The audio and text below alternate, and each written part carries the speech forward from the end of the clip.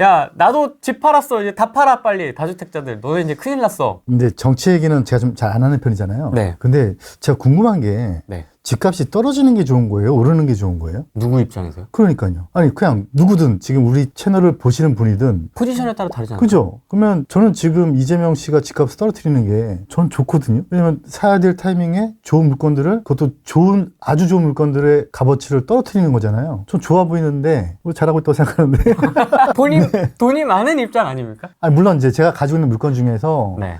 피해를 보는 게 있긴 있는데, 하지만 그거는 뭐 제가 지금 팔 건 아니니까, 그렇다고 뭐 세금이 올라가겠지만, 감당 못할 정도 올라가는 건 아니거든요. 그러면은 좀 더 사고 싶은 상황에서, 더 사고 싶은 상황. 와. 근데 이제 좋은 것들 더 겨냥하고 있잖아요. 그러면 이렇게 해주는 게 사야 될 사람 입장에서는 좋은 거 아닌가? 저는 그래서 이 사람이 좋고 나쁘고를 떠나서 저는 이제 정치를 그냥 매번 말씀드리지만, 저는 그냥 날씨 또는 뭐 지진, 해일 이런 거로 보고 있거든요. 날씨. 예, 그냥 대응을 해야 되는 거고. 예측이 안 된다. 예측은 어느 정도는 하죠. 단기간. 예, 단기간에 따라서는 하는데, 근데 그게 뭐 제가 1년 후에 날씨를 알 수는 없잖아요.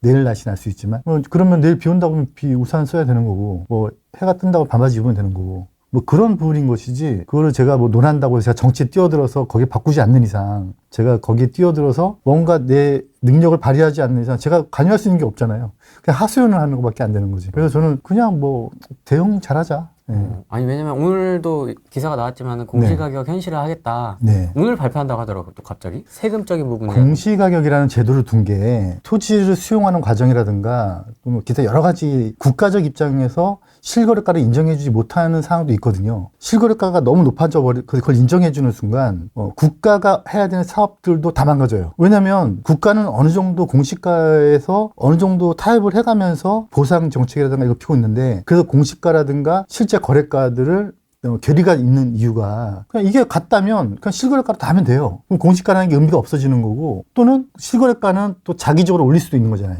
우리 사람들이 짜고 할 수 있고 뭐 여러 가지 사례가 있잖아요. 인정할 수 없으니까 공시가라는 제도를 두고 국가가 인정해주는 금액이 된 거고, 너희들끼리 움직이는 거는 어떤 거는 인정해주겠지만 어떤 거 인정 안 해줄 거야 라는 취지로 얘를 갈라놓고 있는 거잖아요. 그러네요. 근데 갈라놓고 있는 거고, 이 모든 기준점에 내가 만약에 뭐 도로가 나는 곳이라든가 재개발 지역에서 미동의자라든가 이런 사람들에 대해서 보상을 해줘야 되는데, 네. 그 보상가를 자칫 실거래가에 준하게 가버리면 그러면 보상가가 높아지고 국가가 하는 사업도 상당히 많죠. 뭐 도로가 있을 수도 있고 기업 도시도 있고 뭐 많잖아요. 아, 그러네. 그런 비용들이 다 높아지는 거예요. 그래서 그건 인정한다는 게 그게 쉬운 문제는 아닌 것 같아요. 이렇게 두 개를 나눠놓고 있는 이 제도 자체를 부정하는 거예요. 이거를 부정한다는 얘기는 실거래가 하나로 인정하든가, 그러면 이제 더 많은 부작용이 생겨나고 모든 사업에 있어서 비용이 더 증가가 되겠죠. 근데 이때 비용이 증가될 때 저 같은 재개발 재건축을 직접적으로 운영해야 될 사람들에 대한 비용도 증가가 돼요. 근데 이건 세 발의 피고 국가가 운영하는 사업이 훨씬 더 많이 망가질 거예요. 국가가 엄청나게 많은 보상금을 지급하고 있거든요. 그게 더 커요? 더 커지는 거죠. 그럼 걔는 공시가를 내리고 이제 이거는 실거래가를 올리고 뭐 어떤 기준점을 잡을 거예요? 제가 보기엔 말이 안 돼. 이거는 그냥 내뱉어진 말이지, 물론 뭐 잠깐 동안 아파트에 한정해서 할 수는 있겠지만 국가가 관여할 수 없는, 아파트는 보상할 일이 없잖아요, 국가가. 그런데 좀 뭐 이렇게 포커싱을 해서 할 수는 있지만 큰 틀의 방향으로 놓고 본다고 하면은 제도상 안 맞아요. 그럼 그게 세금을 매길 때의 기준하고 토지 보상을 할 때의 기준이 다 지금 그 공시가격 똑같은 기준을 적용하는 거예요? 세금을 매길 때 기준은 이제 취득세나 뭐 이건 제 분야가 아니지만 뭐 취득세나 아니면 양도세나 뭐 기준은 다 다르잖아요. 그런데 보상은 원칙상은 실거래가가 기준이에요. 근데 그거를 자칫 그냥 네이버에 올라 있는 매물이라든가 실제 거래가 됐던 것들을 다 인정해줘 버리면 보상금을 높이려고 하는 자기적인 행동이 벌어질 거라고요. 민간 차원에서. 그럼 그 자기적인 행동을 어느 정도 이렇게 좀 감쇄시키게 하기 위해서 그 갭을 두고 있는 거거든요. 그 적정선에서 이제 보상을 해줄 텐데 얘를 올려주면 점점 갭이 줄어드는 거예요. 그럼 보상가도 그만 같이 높아지는 거죠. 그러니까 예전에 지금 우리가 지금 용산 같은 경우에 용산의 국정무지구가 예전에 그 오세훈 1기 때 네. 그때 당시 한참, 지금이야 뭐 비싸지만 용산이 뭐 3억도 있고 5억도 있고 막 그랬잖아요, 평당.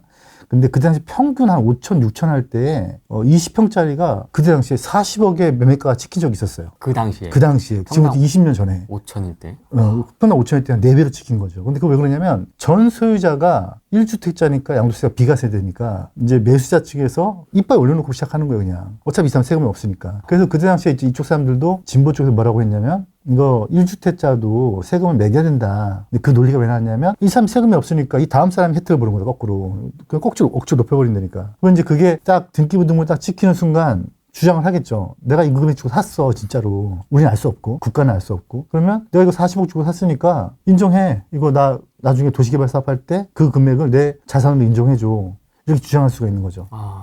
근데 결과적으로 어떻게 됐느냐? 그게 지금 20년이 됐잖아요. 그게 실거래가가 됐어. 지금 그 일대가 그 금액이 됐어요, 지금. 네. 그러니까 뭐 그 사람은 이제 20년 앞을 내다본 것일 수도 있고, 그냥 제가 보기에는 이제 제도가 있고 그 제도 안에서 움직이는 그동안의 많은 틀들이 있는데, 물론 이제 그 중에서 잘못된 제도는 고쳐나가는 게 맞겠지만, 근데 그 이유가 있었을 거잖아요, 그 다음에. 근데 그거를 갑자기 바꾼다라고 하면은, 그러면 그거에 따른 부작용들이 많아요. 이 부작용을 저는 그러니까 이 새끼가 나쁜 놈, 이 새끼가 좋은 놈 하고 싶은 생각은 없어. 그 부작용 안에서 저희는 이제 어느 틈새를 들고 갈 것이냐, 돈을 벌 것이냐 생각하면 되는 부분이지. 맞춰서 우산을 쓸 건지 남학신을 신을 건지. 근데 거기에 대고 에이 저 바보 같은 놈이라고 얘기할 시간이 없어요. 바빠요? 바빠요. 그 정도로 돈이 될 게 지금도, 왜냐면 그 다주택자이시니까 이제 제일 걱정은 보유세. 그렇죠. 그렇겠죠. 부담에 대해서. 보유세야 뭐 항상 내왔던 거고. 네, 아파트 많이 갖고 있는 분들이 지금 막 내놓는 네. 경우도 많아서 그런 보유세 부담에 대한 질문은 많이 할 것 같은데요, 연회원분들도. 근데 저는 이제 그동안 아파트를 떠나서 저는 재개발 지역에 물건들이 많이 있는 편인데 네. 법인 투자를 많이 했었어요. 네. 근데 그 법인 투자도 종부세가 법인들이 종부세 매기기 전에부터 있었던 물건들이 많거든요. 그래서 저도 그 피해자죠. 네. 그러니까 전 대상자가 아니었다가 갑자기 된 거지. 법인세들이 막 늘어나게 돼버렸던 건데, 근데 이제 문제는 속도의 문제인데, 법인 종부세가 생겨나서 피해는 있지만 또 올라간 것만큼의 또 이득도 있어요. 그러니까 종부세 매긴 것보다 올라간 게 더 커요. 네, 그래서 뭐 이건 계산할 문제인 거죠, 뭐. 네. 그래서 별로 이렇게 막 개의치는 않으시는군요. 개의치 않는다기보다 내가 어떻게 해서 고쳐질 수 없다. 내가 이렇게 얘기를 해서 뭐 내가 교육 중에 얘기를 한다거나 친구들하고 술자리 마시면서 얘기한다거나 이게 다 하소연이지 내가 이 세상을 바꿀 수 없다. 그럼 내가 이 얘기를 할 이유가 없다는 거죠. 막 하는 건 좋아. 가십거리로 막 뭐 저 새끼 나쁜 놈이고 뭐 저런 바보 같은 놈이고 뭐 우리 대한민국의 미래를 망치는 상황이고 뭐 다 좋은데. 이게 속마음이군요. 그게 다 그럴 수 있지만 그거 한다고 내가 그걸 진짜 바꿀 수가 없고. 네. 예? 물론 이제 이런 힘들이 모여서 바꿔지기도 하겠지만 네. 제가 선택한 방법은 그걸 바꾸려는 노력도 중요할 수도 있어요. 그건 이제 그런 노력을 하시는 분들도 있을 거고, 저는 거기에 맞게 살아가자. 그래서 지금 뭐 그래 이때 뭘 해야 되느냐. 근데 막 뭐 정책이나 막 굳이 하지 말래. 그럼 그거 하지 말고 하라는 거 하고, 그게 맞지. 이거 이렇게 하면은 뭐 나쁜 놈이고 막 이거는 좀 제가 보기에는 좀 제가 그렇게 말씀하시는 분들한테 제가 하나 드릴 말씀이 있어요. 정치하세요. 국회를 가라 그러면 차라리. 근데 그게 아니면 그냥 잘 분석을 해서 부동산 전문가 중에서 몇 명이서 이제 지금 또 이렇게 뭐 세무조사 뭐 그런 얘기도 있대요. 네. 그런 일들이 지금부터 15년 전에도 있었고 지금부터 30년 전에도 있었거든요. 진짜요? 네, 똑같이 반복돼요. 똑같이. 근데 제가 그때만 느끼는 게 하지 말라는 건 하지 말고. 근데 또 하라는 게 있어요. 또 보면 하라는 건 하고, 근데 지금 제가 보기엔 재개발은 하라는 거거든요. 하래요? 괜찮대요? 지금 하라는 추세인 것 같아요. 네. 느낌이. 법령의 변화도 그렇고. 그래서 저는 하는 게 맞다고 봐요. 오늘 내용은 네. 제가 뭘 준비했냐면 네. 어떤 정책을 필 건지 예견을 하거나 아니면 뭐 내일 온도가 몇 도일 건지, 내일 지진이 비가 올 건지 말 건지에 대한 내용 말고, 네. 날씨가 어떻게 바뀌든 정치가 어떻게 바뀌든 변하지 않는 게 있잖아요. 변하지 않는 어떤 기본적인 틀. 그래서 재개발 초기 지역에 투자를 할 때 어떤 거를 이제 좀 봐야 되는지에 대한 변하지 않는 틀을 좀 보여드리려고 해요. 이제 뭐냐면 이런 거예요. 이제 저희처럼 이제 정비업체 PM이라고 부르잖아요. 네. PM이 어느 현장이 될 것 같다. 그러면 나름대로 이제 구역계를 이렇게 그려서 이제 분석을 시작하죠. 여기가 뭐 예를 들어 전체 땅이 한 1,000억인데 공사를 했더니 한 3,000억이 나올 것 같다. 그러면 공사비가 한 또 1,000억 들어가니까 땅값이 1,000억, 공사비가 1,000억, 2,000억인데 아파트를 지으면 3,000억이 되니까 1,000억이 남죠. 1,000억을 조합은 몇 명이 나눠 가질 것이냐. 이 계산을 먼저 우리가 해요. 우리가 한 다음에 그 계산식을 들고 이제 사람들 만나서 이렇게 계산을 해봤더니 당신네 집은 지금 거래되는 금액이 평당 5천인데 이렇게 저희가 좀 개발한다고 해드리면 1,000억이라는 이익이 나오고, 그 1,000억이라는 이익이 누구 얼마씩 나눠 갖게 되는데, 그렇게 계산을 해봤더니 당신 집은 지금 그냥 판다면 5천이지만 저희가 이렇게 만들어 드리면은 7천에 팔릴 것 같다. 또는 안 파시고 아파트 입주한다고 하면은 아파트가 얼마 정도의 본인 아파트가 생길 것 같다. 그런데 그 아파트가 나중에 되면은 얼마 정도까지 갈 거니까 얼마 정도 벌 것 같다. 이런 제시를 해야 될 거잖아요. 이제 그런 숫자들을 좀 보여드리려고 하는데, 네. 근데 그러려면 제 첫 번째가 뭐냐면 그 바운더리가 딱 정해져야 돼요. 구역. 그게 제일 첫 번째예요. 네. 이거는 오늘 다루지는 않을 거예요. 이건 좀 복잡한 게 많죠. 복잡하니까. 근데 제일 중요한 게 구역계가 딱 정해지는 거. 그래서 이 구역계에 조합원이 몇 명, 아파트가 몇 세대 지어지는 거를 뽑아냈다라는 가정하에 그러면 저희 입장은 조합원 한 명 한 명 찾아가서 당신은 얼마를 냅니다. 얼마를 돌려받습니다라는 제시를 저는 하는데 네. 이제 일반인들 관점에서 이게 맞는 금액인지 안 맞는 금액인지를 판단을 해야겠죠. 그렇죠. 그 판단하는 거를 어떻게 할 거냐를 보여드릴 건데 네. 이게 얘기를 하려다 보면은 어쩔 수 없이 관리처분 얘기가 나와야 되고 그 다음에 뭐 비례율 얘기가 나와야 되고 이제 그런 원론적인 걸 해드릴 거예요. 오늘 네. 해드릴 건데 조금 약간 어려울 수 있어. 약간 어려울 수 있는데 그렇다고 하더라도 제가 보기에는 뭐 미분적분 수준은 아니에요. 네, 그 정도 어렵지는 않고요. 네. 뭐 함수 정도도 아니야. 그냥 중학교 3학년 수학 정도? 그 정도 선에서 우리가 생각할 걸 한번 해보자고요. 네. 근데 이제 이게 이런 게 있어요. 조합원들한테 조합원들이 되기 전에 당신은 여기 재개발될 걸 찬성하세요 마세요라고 먼저 이 사람들한테 의견을 물어서 합시다라고 하면 조합이 결성이 됨과 동시에 그때부터 조합원이 되는 거잖아요. 그 조합원이 된다는 얘기는 조합이 결성이 됐다는 뜻이잖아요. 그 전 단계 그냥 그 주민들일 때 조합원이 아니죠 아직은. 네. 그냥 주민들일 때 이 사람들한테 뭔가를 제시를 해줘야 돼요. 이게 개발된다면. 근데 단계가 아직 멀었잖아요. 단계가 뭐 조합 추진위원회, 조합 설립인가 단계 쭉 걸쳐서 가야 되는데 아직 아무것도 아니야. 요 단계에서 뭘 제시해줘야 돼. 누가 저희 같은 사람들이. 네. 요거를 제시하는 거를 법에서는 뭐라고 부르고 있냐면 계략적인 분담금의 통지라고 부르고 있어요. 그 정식 용어가 그렇군요. 정식 용어가 그래요. 예. 오. 그러면 그걸 누가 해주느냐인 거죠. 계략적인 분담금의 통지를 누가? 추진위원회가. 그 동네를 개발하고 싶은 주민들이 모인 추진준비위원회가. 추진준비위원회가 하겠다. 그죠. 추진준비위원회가. 그걸 가지고 구청에 가서 또는 주민들한테 만나서 이렇게 해볼래? 했더니 주민들이 오케이 하면 그러면 이제 추진위원회가 되는 거고요. 네. 그 다음에 또 다시 또 뭔가 그림을 그려서 또 제시를 하겠죠. 그럼 조합이 설립되는 거고. 그 다음에 또 더 디테일하게 그림을 그려서 관리처분인가 나는 거죠. 네. 그러면은 내가 아파트 몇 평을 받는지 얼마를 더 내야 되는지가 잡히는데 네. 이런 거 한 개 한 개가 다 주민설명회가 됐든 아니면 관리처분 총회가 됐든 아니면 정기총회가 됐든 총회에서 이루어지거든요. 그 총회에서 이루어질 때마다 이제 앞에 가면 약간 러프하겠지만 뒤로 가면 저는 디테일해지겠죠. 그런 자료를 조합원들한테 또는 토지등 소유자한테 준단 말이에요. 주는데 네. 문제가 있어요. 아무도 안 봐. 너무 어렵게 어렵게 생각하는 거죠. 이거 보면서 무슨 말이야? 이렇게 되는 거죠. 근데 그걸 봐야 된다는 거죠. 근데 이걸 언제 보기 시작하냐면 이제 한남 3구역처럼 관리처분 때가 되면 이제 그때부터 사람들이 보기 시작을 해요. 그럼 대표님 기준으로는 한참 뒤네요. 그치. 저의 기준으로는 재개발 아닐 때지. 저는 관리처분 이유는 재개발 아니라고 보니까. 아파트로 보니까. 근데 저는 그거를 훈련을 이 앞에서부터 해야 된다. 토지등 소유자일 때부터 해야 된다는 거예요. 근데 지금 이거 한번 볼까요? 자양 사동 신통의 추진준비위원회에서 구청에 이렇게 보고를 하고 구청에서 그래 이렇게 하면 편지 한번 날려봐라고 해서 편지를 보낸 거예요. 종전자산 이게 감정평가 금액이죠. 네. 종무자산 이게 일반 분양가 조합 분양가, 뭐 상가 분양 뭐 이런 것들 다 해서 이런 것들을 해가지고 각 조합원별로 감정평가를 뭐 추정했다 이런 내용이에요. 네.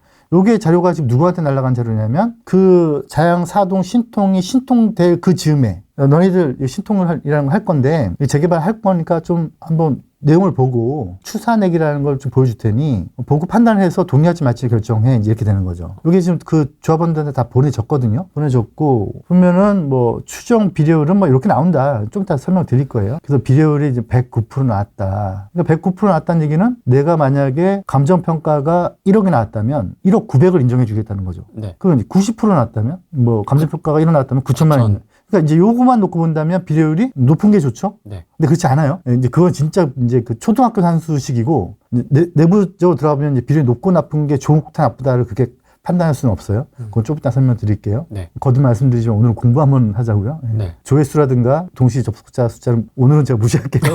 이게 뭐 개별적으로 이제 공동주택도 있고 단독주택도 있는데 이제 보정률이라는 걸 둬요. 네. 그러니까 이제 약간 물건마다 격차가 있기 때문에 군을 나눠서 얘네들은 보증을 좀 이 정도 해줘야 되지 않겠냐. 그래서 이제 보증률을 좀 공동주택은 한 2.5, 단독주택은 2.4를 준 거예요, 거기는. 아, 이건 딱 정해져 있군요. 아니, 그렇지 않아요. 현장마다 달라요. 근데 여기는 이제 이 정도쯤 하겠다. 이건 이제 감정평가사가 정해주게 돼 있는데 지금 이 자료를 만든 건 감정평가사가 아니에요. 이건 물론 감정평가사 관여는 했을 거예요. 관여하고 탁상 감정일 거예요, 아마. 근데 정식 감정은 아직 이 재개발의 종전 가격이나 종전 가격을 잡는 도장 찍힌 감정가는 아니고 그냥 이 정도쯤일 거예요라는 거죠. 네. 그래서 이제 이렇게 보정을 하고 했더니 어떻게 됐다. 그러니까 이제 뭐 이 정도쯤 되니까 개별적으로 날아간 거예요. 개별적으로 당신은 이제 종족 가격이 얼마니까 얼마 내라는지 이런 건데 요거를 우리가 어떤 내용인지를 알고 이게 숫자가 뭘 의미하는지를 알고 그 다음에 이제 좀 이렇게 읽어볼 수 있는 능력이 좀 되자. 여기서 이제 한 단계 더 나가면 이거를 누가 만들었겠어요? 뭐 사람이 만들었겠죠?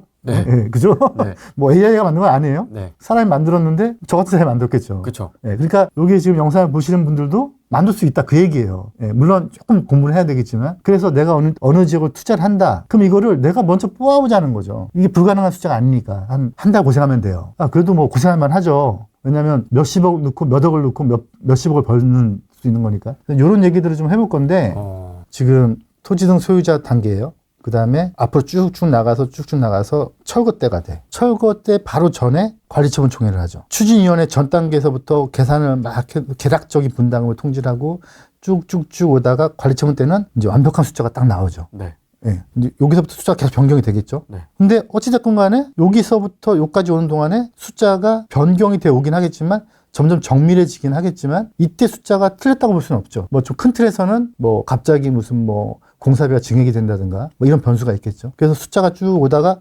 여기서 픽스가 되지만 요 전의 숫자들이 무의미하다고 볼 수는 없어요. 분명히 예상한 어느 정도의 가치를 반영한 거겠죠. 하지만 이거는 계략적인 거예요. 정확한 건 아니야. 네. 그래서 쭉 와서 관리처분이 됐어요. 정확해요? 관리처분 때는? 아니요. 왜 정확하지 않죠? 관리처분 때 뭐 분양은 얼마 할 거야, 공사비는 얼마 들 거야 이렇게 했단 말이에요. 그 다음에 또 바뀌네. 총회 딱 관리처분을 끝내서 이사가 시작이 됐어. 이사를 딱 해서 땅을 막 팠더니 뭐가 나와? 그러면은 이제 이 숫자들이 다 깨지죠. 그렇죠. 그래서 관리처분 때 나온 이 숫자도 뒤로 가면 바뀔 가능성이 100%예요. 아, 100%구나. 100%예요. 완전 100%야. 한 번도 안 바뀐 적이 없어. 근데 이때 바뀔 때 그러면 한남 3구가 바뀌느냐? 한남 3구 관리처분 총 했잖아요. 조합은 얼마 내라고 다 지금 다 고지됐죠. 네. 이게 입주 때 바뀌느냐 안 바뀌느냐? 어떻게 될 것 같아요? 바뀌어요. 바뀌어. 몇 프로? 100%? 100%. 100% 바뀌는데 그런데 좋아지는 쪽으로 바뀌느냐? 나빠지는 쪽으로 바뀌느냐? 대부분 이벤트가 발생하면 거의 10개 현장 중에 좀 심하게 표현하면 100개 현장 중에 99개는 다 좋아지는 쪽으로 바뀌어요. 아. 네. 그래서 추가 부담 금액이 좀 덜 나간다거나 아니면은 환급금이 생긴다거나 그래요. 원래 관리처분 총회 때 말고. 근데 거의 한 10군데 중에 한 군데 좀 세게 얘기하면 한 100군데 중에 한 군데 정도는 나쁜 쪽으로 가요. 아, 그래요? 저는 정반대일 거라고 생각했는데. 정반대인 좋아지는 쪽이 뉴스에 나진 않아요. 근데 반대인 쪽은 뉴스에 나. 네. 근데 뉴스에 나는 거는 뉴스에 날만 하니까 나는 거예요. 분담금 폭탄. 폭탄. 네. 그러니까 사건이 매일 일어나는 사건은 뉴스에 안 나요. 아주 간헐적으로 나는 사건은 뉴스에 나는 거죠. 그래서 우리는 인식에 뭐 어디가 뭐 분담금 폭탄됐다고 하면 뉴스에 나면 그 인식을 뉴스에서 봤기 때문에 그런 게 많을 거라고 생각을 해. 아, 둔촌주공. 뭐 그렇게 보는 거죠. 근데 둔촌주공 같은 일이 있긴 있어요, 많이. 그런데 그런 현장은 극히 일부예요. 예.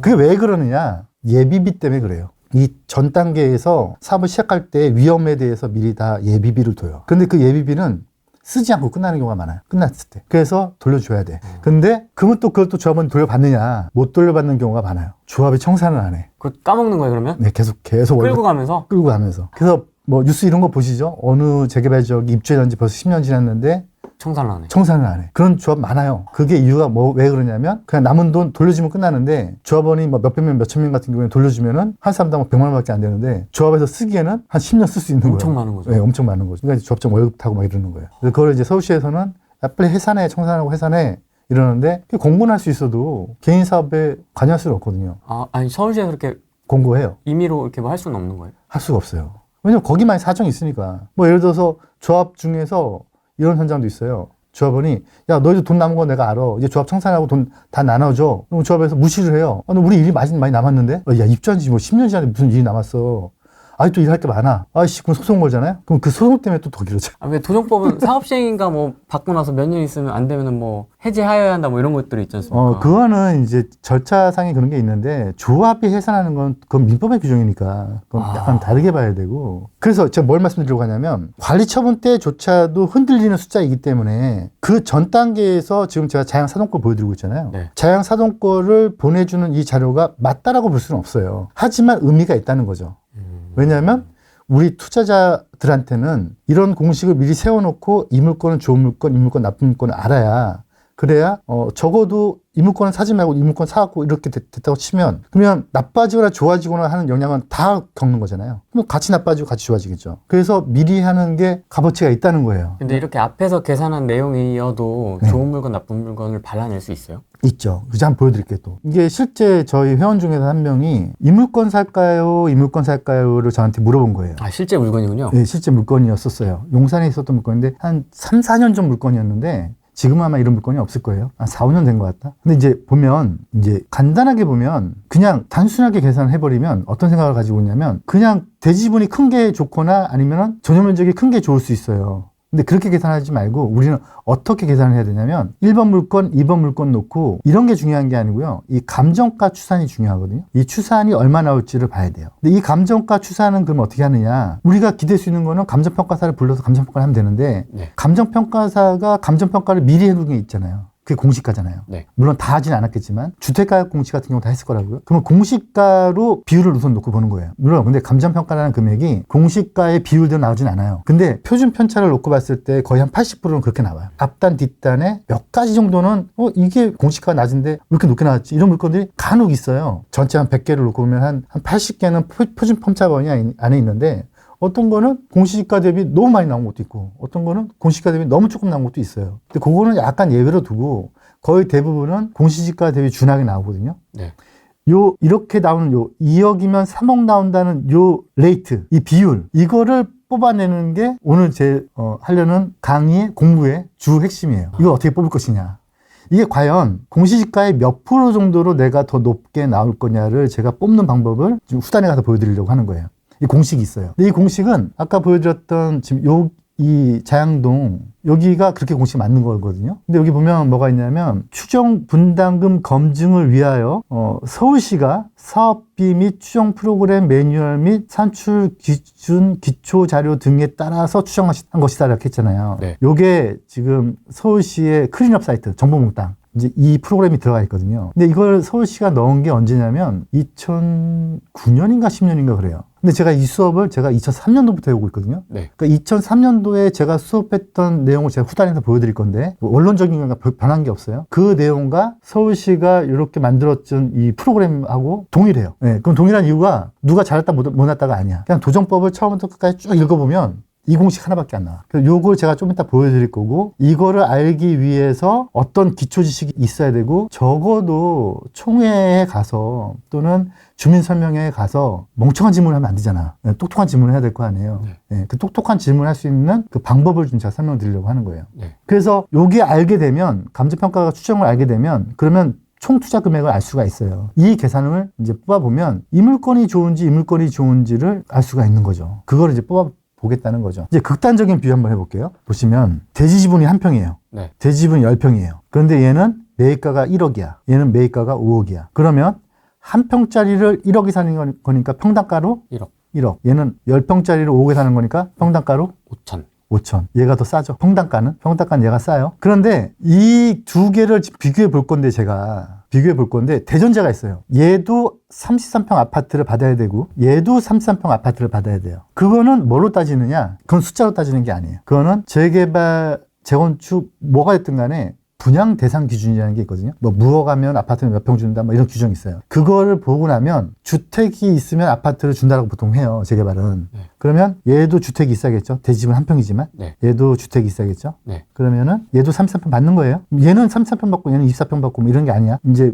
법률을 쭉 봤더니 분양 대상 규정을 봤더니 얘도 33평 받아요. 얘도 33평 받고 그러면 이제 감정평가를 봤더니 얘가 1,000만 원, 얘가 1,000만 원 정도 나온다고 보자고요. 그러면 이제 대지 지분이 10평이니까 한 평이니까 1,000만 원 그대로 올라가죠. 네. 얘도 1억 올라가죠. 곱하기 10. 예. 근데 이제 보통은 이제 재개발 잘 책으로 배우신 분들은 감정평가금액 곱하기 비례율이 권리가액이라고 알고 있는데 그건 아니고요. 그건 또 이건 너무 길어지는데 나중에 설명드리는 걸 하고 요 권리가액에다 비례를 곱하는 게 이게 분양기준가액이라고 불러요. 이게 정식 용어예요. 그러면 이제 1,000만 원에 100%를 곱하니까 비례율이 100% 낮다 쳐보자고요. 그러면 얘가 1,000만 원이 되는 거죠. 네. 그러면 아파트 조합 분양가가 5억이면 요 1,000만 원을 빼니까 4억 9천이 추가 부담 금액이잖아요. 네. 그럼 얘는 1억에 비례율 1억이니까 5억이니까 추가 부담 금액이 4억. 그렇죠. 그죠? 그러면 이 한 평짜리를 내가 1억 주고 사서 추가 부담금 4억 9천 내면 5억 9천 내에서 3,3평 아파트 하나 생기는 거죠. 네. 이 사람은 추가 부담금 4억에 5억 주고 사니까 9억을 내서 30평대 아파트가 하나 생기는 거예요. 그렇죠. 그럼 얘는 총 투자 금액이 33평 아파트 들어올 때까지 5억 9천. 얘는 9억. 뭐 사야 돼요? 가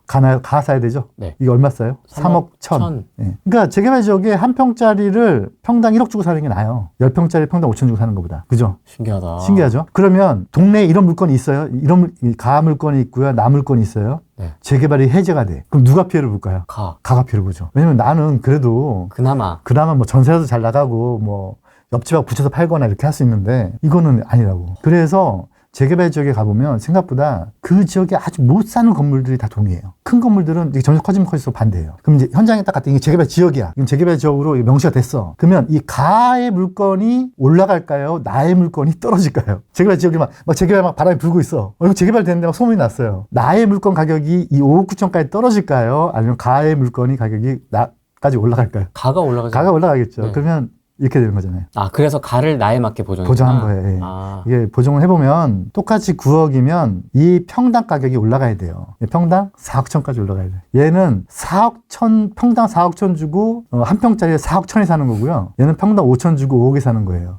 그러면 같잖아요. 두 개가 총 투자 금액이. 네. 그럼 어떤 거 사야 돼요? 가 하나. 똑같이 9억이야. 총 투자 금액이 같으면 초기 투자 금액이 작은 거 사야 돼요. 지금 1,000만 원을 넣고 5년 후에 4억 9천 넣는 거랑 내가 지금 5억을 넣고 5년 후에 0원 넣는 거랑 재개발 지역에서 어떤 물건을 사야 되냐면 똑같은 총 투자 금액은 5억이지만 지금 들어가는 돈이 작은 물건을 사야 되는 게 맞다는 거죠. 그렇죠. 근데 권리만 있다면. 그러니까 똑같이 9억이 들어간다면 지금 내가 넣는 돈이 적은 걸 사는 게 맞아요. 재개발은. 근데 얘는 5억 넣잖아요. 얘는요? 4억 천. 그러니까 얘가 좋은 거예요. 근데 재개발 지역에 가보면 한 평짜리를 평당 4억 천 주고 살 사람 많지가 않죠. 그렇죠. 네, 세지요. 이거는 너무 세지. 그렇죠. 네. 이제 또 하나 보여드릴게요. 신기하네. 이게 지금 한 평짜리가 평당 4, 5천일 때 9억이잖아요. 10평짜리가 평당 5천일 때 9억이잖아요. 네. 그러면 이 차 물건과 가 물건은 총 투자 금액이 같은 물건이죠.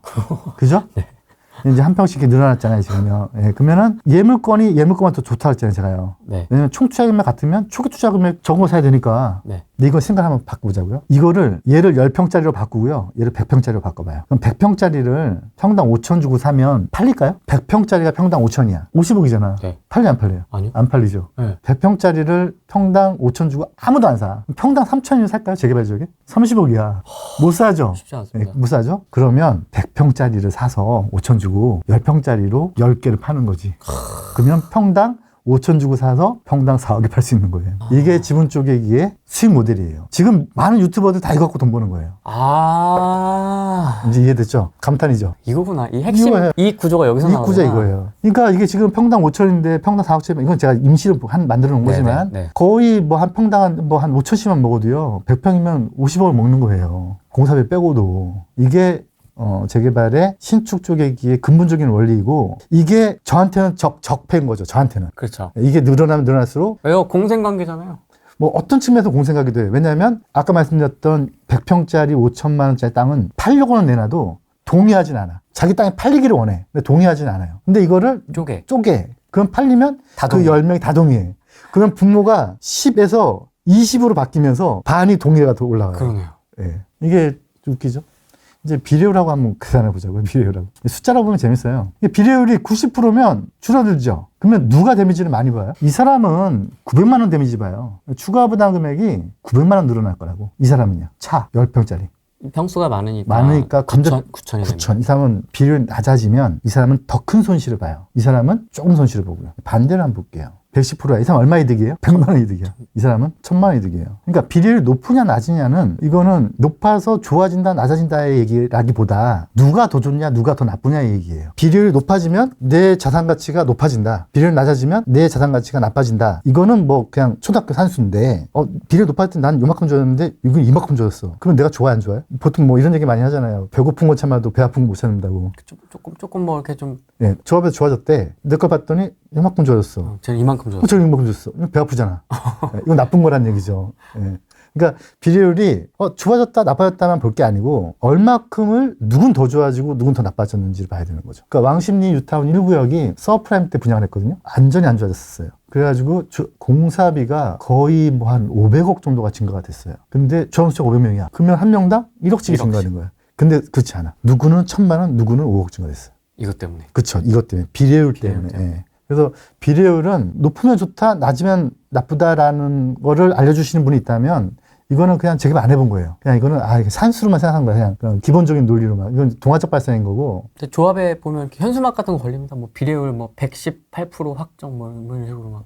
근데 그건 왜 그렇게 하냐면 적어도 저한테 공부하시는 분들은 이런 내용을 알죠. 아는데 전체 조합원 중에서 만약에 뭐 예를 들어서 조합원이 만약에 한 1000명이다. 제 수업 듣는 사람이 그 안에 몇 명 있겠어요? 빵명. 뭐 한두 명 있겠죠, 있기는. 물론 중개사들은 다 들었어, 거의. 네. 자, 2003년도부터 했으니까. 그럼 거기 안에 뭐 한 1% 넣었다고 쳐보자고, 1%. 그러면 1%면 1000명이면 10명이네? 그러면 990명은 몰라. 990명은 무슨 생각 가지고 있냐면, 비례율이 높으면 좋은 거래 이렇게 생각하는 거죠. 그럼 조합에서는 그냥 그렇게 제시하고 마는 거야. 예. 근데 실제 내 마음은 그렇지가 않아요. 이제 제가 아까 자양동 거를 사례를 보여드릴 건데, 이제 공시가가 있고, 이제 매입가가 있고, 제가 이제 얼마에 매입을 하면 내가 이 추정 감정가를 계산할 수가 있다면, 네. 추가 부담금을 계산할 수가 있고, 그러면 일반 분양가를 얼추 알잖아요, 우리가. 인근지 아파트 시세를 아니까. 그럼 거기서 피 붙는 것도 우리가 대강 이건 알잖아요. 네. 제가 뭐, 이건 워낙 전문가가 많잖아요. 그러면 이거를 추산할 수가 있으면, 이제 그다음부터는 내 부담금이 얼마가 잡혔는지를 알 수가 있고, 그럼 내 부담금만 아는 게 아니고, 그 지역에는 모든 조합원의 분담금을 다 알 수가 있어요. 그럼 다 알면, 뭐라 할 수가 있냐면, 비례를 뽑을 수가 있다는 거죠.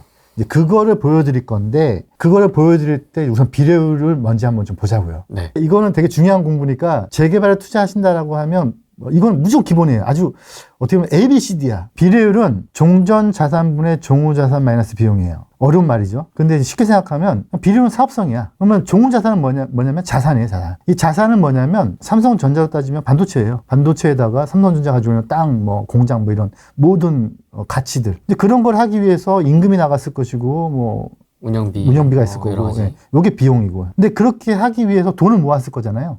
이 자본금이죠. 이 자본금은 재개발 재건축에서는 종전 자산가치라고 불러요. 자산이라는 표현을 쓰고 있긴 한데 사실상 얘는 자본이에요. 그러니까 요거는 뭐냐면은 조합원들이 이 재개발 사업에 내놓은 땅과 건물들. 자, 사업합시다. 라고 밑자본들. 이건데 여기서 이 비례율 높아지는 방법이 뭐예요? 두 가지가 있어요. 세 가지죠. 세 가지죠. 세 가지죠. 종후자산이 높아지는 거, 커지거나. 비용이 작아지는 거, 종전이 작아지는 거. 네. 종전이 작아진다는 얘기 무슨 얘기냐면 감정평가가 낮아진다는 뜻이에요. 그래서 감정평가가 낮아져야 사업성이 좋아져요. 근데 내 감정평가는 올라가야 돼요. 다 같이 올라가면 안 돼요. 내 거는 올라가야 돼요. 네, 내 것만 올라가야 돼요.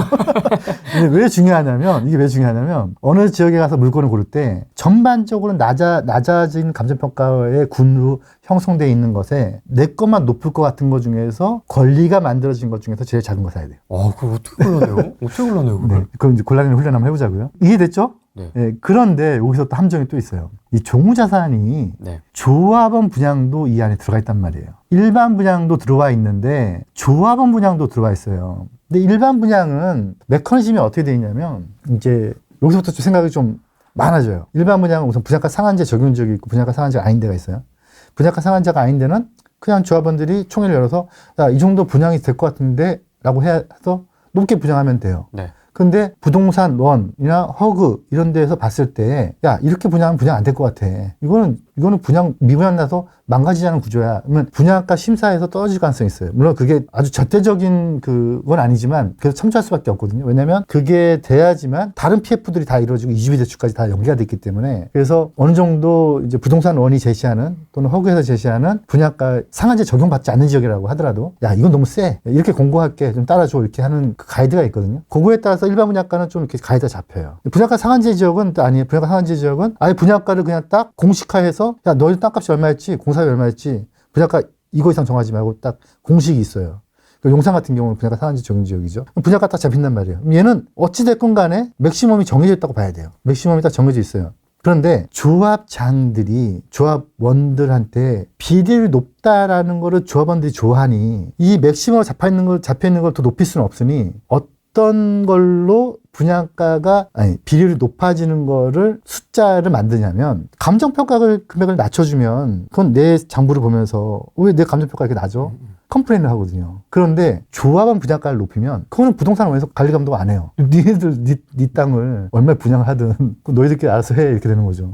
물론 관여를 하긴 해요 어느 정도는. 근데 그거는 뭐 PF라든가 이주비대출하고 또 관계가 없으니까 조합장이 또는 추진위원 세력이 조합 분양가를 높이면 비례율이 높아지는 효과가 있단 말이에요. 그러면 프랭카드가 딱 걸려있어요. 비례율 몇 프로로 높아졌다. 좋아할 숫자가 아니라는 거죠. 그러네요. 조합 분양가를 높인 거는 내 주머니에서 조합에 돈을 주고 사업 잘 됐다고 박수 치는 거예요. 내가 더 비싸게 사는 거네. 내가 비싸게 줘. 근데 이걸 또 관여하지 않는 사람들이 많아. 조합원 중에서. 왜냐면 이 사람들 팔고 나갈 사람들이 많거든. 그래서 조합도 그걸 묵인하는 거예요. 그래서 진정한 내가 투자자로서 내가 이 아파트를 정상적인 가격으로 사고 싶다라고 하면 이 숫자 구성을 봐야 되는 거예요. 막연하게 그냥 비례율이 높대 이렇게 볼 게 아니고 이 비례율이 높아지는 데에 어떤 숫자가 어떻게 관여해 있는지를 봐야 되는 거죠. 그걸 제가 보여드리려고 하는 거예요. 아주 일반인스러운 일반인들의 얘기예요. 일반인스러운. 예. 감정가 10억, 비율 100%, 10억. 기준가 10억, 그렇죠. 조합분양가 10억, 분담금 0, 빵원. 네, 10% 떨어졌어. 9억. 9억. 그래서 내 분담금 1억이네? 올라갔어. 11억. 11억. 해피. 해피. 이건 이제 완전 끝.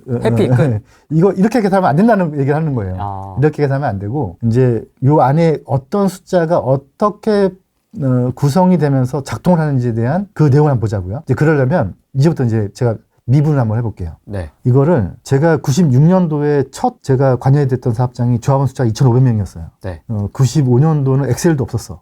그래서 저는 그거를 다 진짜 계산을 했어요. 계산을. 2,500명을. 계산기 놓고. 조합원 숫자는 2,500명, 건립가구 수는 5,000가구. 그러니까 복잡하죠. 근데 2004년도에 맡았던 현장이 제가 250명이 현장 딱 10분의 1. 그 현장을 맡은 적이 있었는데 거기는 엑셀이 나왔어요. 그러니까 엑셀이 나오니까 이제 250명을 엑셀로 다 넣어서 이제 제 나름대로 막 이렇게 계산을 해보면 이제 계산이 나오죠.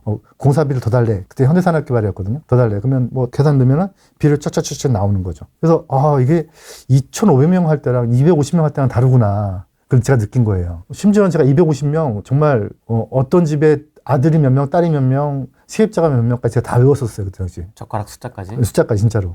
그래서 조합원들 만나면 다 인사하고 집에 찾아가서 밥도 먹고 막 커피도 먹고 뭐 그 정도로 250명하고 제가 다 친하게 지냈었거든요. 네. 그러니까 이제 이 사람을 딱 보면 이렇게 머리 위에 보여. 이 사람 감정평가 금액 얼마, 비율이 몇 프로니까 얼마 다 보이는 거예요. 그래서 제가 이제 이걸 수업에 2003년도부터 하면서 이게 미분하면 보이는구나 라고 해서 제가 지금 미분 한번 해본 거예요. 이제 A, B 2명이야. 조합원이 2명이에요. 2명. 완전 조합원이 2명인 재개발 지역이 있을 수 있나요? 없어요. 조합장, 이사, 감사 3명 있어야 될 거 아니에요? 네. 뭐 서로 악수하고 집주면 되지 뭘 재개발을 해요. 네. 재개발이라고 가정을 한번 해보자고요. 네. 가정을 해보면 요 두 사람이 조합을 결성합시다. 내가 조합장, A 조합장, B 내가 그럼 조합원, 내가 이사할게. 그래서 서로 이제 조합을 결성을 해서 이제 아파트 짓기로 했어요. 네. 아파트는 원래 5개층 이상의 아파트인데 이제 이 아파트를 쳐보자고요. 그냥 예로. 네, 예로. 그럼 요거 얼마 분양해야 돼요? 1층하고 4층 일반 분양 얼마 해야 돼요? 최대한 비싸게. 네. 뭐 그 시장 노래에 맞게. 분양가 상한제에 대한 적용 지역이 아니라면 그러면 여기서 또 이것도 있죠. 1, 2, 3, 4층 중에서 어떤 거 조합원 갖고 어떤 거 일반 분양해야 돼요? 그걸 누가 정해요? 그게 법에 어디 있을까요? 법에 어디 지어봐도 없어요. 뭐 조합원이면 로얄층을 가져가는 규정이 아예 없어. 근데 왜 그게 로얄층을 조합원이 가져가냐면 그럼 법이 없어도 당연한 거죠. 이 사람들이 사업자니까 주인 맘이죠. 주인 맘이죠. 뭐 제가 가끔가다 비유 드리는 건데 제가 경동시장에서 수박 장사를 해요. 맛있는 수박이 들어왔어요. 팔아야 돼요? 먹어야 돼요? 하지만 그 수박 장사를 나 혼자 하는 게 아니고 누군가랑 돈을 걷어서 동업을 하는 거라면 그럼 동의를 구해야겠죠. 동의를 구워 먹든가 해야겠죠. 그럼 이제 여기서부터 얘기가 달라지는 거죠. 얘는 1층하고 이게 엘리베이터가 없어. 1층하고 4층 일반 분양하기로 쳐. 이제 이거를 조합원을 알아갔는데 그래도 한층 높은 게 더 좋은 것 같아. 이걸 누가 가질 것이냐. 더 좋은 거. 네. 이건 추첨. 그러니까 조합원들끼리 가져가는 것 중에서 동일한 평형에서 더 좋은 걸 누구 가져갈 것이냐는 추첨. 뭐 이 사람 감정평가 금액 1,000만 원, 이 사람이 뭐 5억 남았던 상관없이 그냥 감정평가 금액은 다 그냥 무시하고 그냥 추첨. 그런데 추첨을 했더니 A가 이거 받고 B가 이거 받기로 했어요. 그럼 이거 조합원 가져가죠? 네. 이거 일반 분양을 하죠? 네. 그러면 얘가 종우자산이 되는 거예요. 그러면 이제 8억이라는 돈이 들어와요. 누구한테? 조합에. 조합에. 근데 이렇게 만들어지는 동안에 비용이 있겠죠. 5억이라는 비용을 썼어. 운영비, 시공비, 철거, 감리, 회계 뭐 다 모든 비용이 있어. 그러면 8억짜리 자산이 만들어진 거예요. 그런데 비용을 썼어요. 네. 5억을 3억이 남았죠. 네. 이 사업은 성공했어요, 실패했어요? 성공인데 이게 일반적인 빌라 사업이라면 성공 맞아요. 왜냐면 이 비용에 토지 매입비가 들어가니까. 그런데 여기는 토지 매입이 아니잖아요. 이 둘이 그냥 땅을 내놓고 한 거잖아요. 여기 비용 안에 토지 매입비가 없죠. 그래서 이 토지 매입비를 간주하는 걸 해야 돼. 토지를 매입하진 않았지만 그 토지 매입을 간주하는 걸 뭐라고 부르냐면 감정평가라고 불러요. 그러니까 이 종전가산 감정평가는 바꿔서 얘기하면 토지를 매입하는 비용을 간주하는 평가예요. 그래서 이걸 누가 해요? 둘이 정해? 아니요, 그러면 안 되죠. 네. 누가 좀 뭔가 좀 합리적인 조직이 와서 뭔가 법률에 근거해서 해야 돼요. 그렇죠. 그게 감정평가사예요. 네. 감정평가사도 사람이죠. 감정평가사가 평가를 하러 갔더니 집에 문을 딱 열었더니 많이 보던 사람이 딱 튀어나왔어. 지인. 지인 같아. 첫사랑이었어. 그럼 감정평가가 높게 나올까 낮게 나올까요? 낮게 나올 것 같아요. 모르겠어요. 안 좋게 헤어져서. 그것도 인지상정일 수 있다는 거죠. 어느 정도는. 네. 뭐 어떤 체계를 보니까 뭐 감정평가 금액은 뭐 공시지가의 몇 프로 이런 거 없어요. 감정평가사가 몇 년에 걸쳐서 엄청난 많은 양의 공부를 해요. 저보다 더 많은 양의 공부를 해요. 그 많은 양의 공부를 머릿속에 다 담고 그 물건을 본 다음에 그분마음이에요. 공식이 없어요. 공식이 없으니까 감정평가사를 쓰는 거예요. 근데 그 사람도 사람이니까 뭔가 잘못된 판단할 수도 있겠죠. 인정에 또 이끌 수도 있고 뭐 조합장 지부에 대해서 뭐 더 그럴 수도 있고 그러다 보니까 감정평가사를 2군데 이상 쓰는 거예요. 산수평균 내게 돼 있어요. 그러니까 이거는 감정평가라는 용어가 있지만 사실상 따지고 보면 토지 매입비를 간주하는 평가죠. 재개발 지역에 물건이 하나가 있어요. 근데 그 물건을 재개발 감정평가사가 토지 매입비를 간주하기 위해서 감정평가하는 거랑 이 물건 경매로 나왔네? 경매 낙찰가를 하기 위해서 감정평가하는 거랑 금액이 달라요. 왜 다르냐면 감정평가의 목적이 다르고 바라보는 시점이 다르기 때문에 그래요. 목적이 다르니까 금액도 다른 거예요. 근데 이렇게 한 게 결국은 이 사람한테 이 돈을 너한테 주진 않았지만 네가 나한테 줘서 이 사업비로 쓴 거라고 본 거죠. 그럼 바꿔서 얘기하면 이 돈은 뭐예요? 이 사람이 출자한 자본금이 되는 거죠. 그러니까 두 가지 성격을 가지고 있는 거죠. 감정평가란 조합의 입장에서는 토지를 매입한 매입비 간주고 조합원 입장에서 본다면 내가 출자한 자본금인 거죠. 그래서 이렇게 나왔어요. 그러면은 요 3억이라는 자본금에 토지를 매입한 돈에 8억이 나왔는데 5억을 썼으니까 결국은 얘가 둘이 8억이라는 비용을 쓴 거죠. 네. 토지 매입. 네. 이건 0이죠. 그러네요. 네, 이건 0이죠. 그러니까 이게 이제 비료로 따지면 종전이 분모로 가고 그냥 비례. 예, 종은 비례 100%. 예, 곱하기 100. 1.00이니까 100. 이게 이제 비례율이에요. 뭐 어렵지 않죠? 네. 여기까지가 이제 6학년에서 이제 중1 올라온 거야. 이제 더 들어가 볼게요. 이렇게 100이 나오면 아까 이 사람 1억 나왔다며. 네. 감정평가 금액이 네. 이거 권리가액이라고 불러요. 뭐 감정평가 금액 곱하기 비례율 권리가액이라고 하는데 그거 다 잘못된 거예요. 그거 유튜브에서 누가 그렇게 얘기하신 분 있으면 그분은 재개발 안 해본 사람이에요. 감정평가 금액 곱하기 비례율은 분양기준가액이라고 불러야 돼요. 이 사람은 감정평가액의 합계 금액이 1억, 2억. 근데 이 사람은 비례율 100% 곱하니까 1억, 2억 된 거죠. 그러면 아까 아파트 얼마짜리 받기로 했어요? 1억 8천짜리. 그러면 이 사람은 8천만 원을 내야 됩니다. 내야 되죠. 이 사람은요. 2천만 원을 받아야 되죠. 요거를 추가 부담금, 요거를 환급금. 환급금. 근데 법에서는 추가 부담금, 환급금이라고 나눠놓고 있지 않아요. 그냥 이게 다 청산금이야. 네, 청산금. 그러면 아까 일반 분양 수익 있었죠. 두 개. 2억 3천, 2억 1천. 4억 4천. 네. 이 사람이 내는 돈이 또 들어올 거잖아요. 조합 통장에. 네. 그죠? 네. 그러면 얼마 들어오죠? 5억 2천. 5억 2천. 5억 2천을 5억을 비용 쓰고 2천 남죠? 2천을 요 사람 비 돌려주면 되죠. 네. 요게 관리처분이에요. 이게 관리처분. 그렇게 되는 거구나. 네, 이게 관리처분이에요. 근데 이제 한 단계 올라가 볼게요. 이제 이거를 봤다라는 거를 머릿속에 지우시고요. 이건 나만 알고 있어. 전영진 혼자 알고 있어. 이제 우리가 지금 본 거 그대로예요. 1억, 2억, 1억 8천, 2억 3천 해가지고 2, 3, 8천만 원 되고 그대로예요. 그런데 이거를 조합원들은 아직 몰라. 제가 조합원 분양가를 높여볼게요. 조합원 분양가를 2천씩 높였어. 동일하게. 그럼 어떤 일이 벌어져요? 4천이 추가로 수익이 생겼죠. 비례율이 높아지죠. 113. 좋아요? 네. 좋죠. 네. 그러면 1억이 얼마가 돼요? 11333. 2억은? 22667. 이 사람 분담금이 얼마예요? 늘어났어요. 이 사람은요? 더 많이 받네요. 그죠. 누구한테 돈을 준 거예요? 와. 우와.